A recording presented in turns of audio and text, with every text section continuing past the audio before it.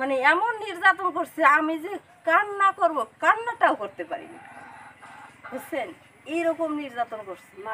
অন্যের বাড়িতে মনে করেন যায় শুইছি, মানে কান্নাও করতে পারি না। সেই পরে সকাল হইলো, এখন পর্যন্ত এই শহীদ পরিবারের প্রতি দেখি অত্যাচার হচ্ছে।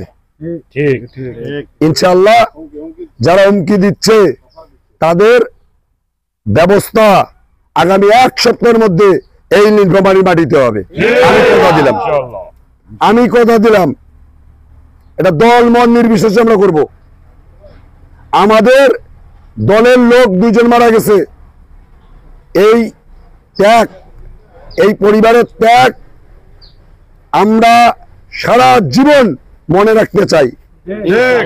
আপনারা আমার পাশে থাকেন আর নাই থাকেন, আমি এই হত্যার প্রতিবাদের জন্য আমার পক্ষ থেকে যতটুকু করার দরকার আমি করব। ইনশাআল্লাহ আপনারা আমাদের পাশে থাকেন, এই পরিবারদের পাশে থাকেন। ইনশাআল্লাহ আমরা 16 বছর দুঃশাসনের অবসান ঘটিয়ে দেশকে স্বাধীন করেছি।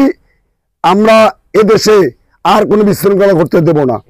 আমি যখন যে অবস্থায় শুনছি যে রব্বানী ভাইয়ের পরিবার বা আতিকদের পরিবারে কোনো কিছু হয়েছে, সেটা যদি আমার কান পর্যন্ত গেছে, আমি তাদের পাশে এসে দাঁড়ার চেষ্টা করছি।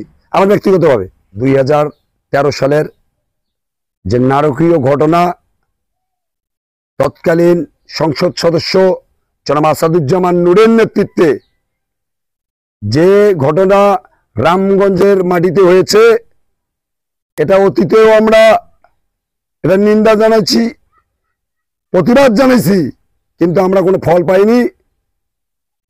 2024 সালে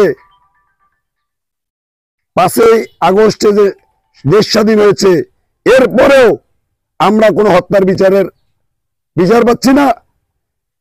আমরা অতি দ্রুত এই হত্যার বিচার দাবি জানাচ্ছি। সেই সাথে আমরা আমাদের শহীদ ভাইদের কবর জিয়ারত করছি।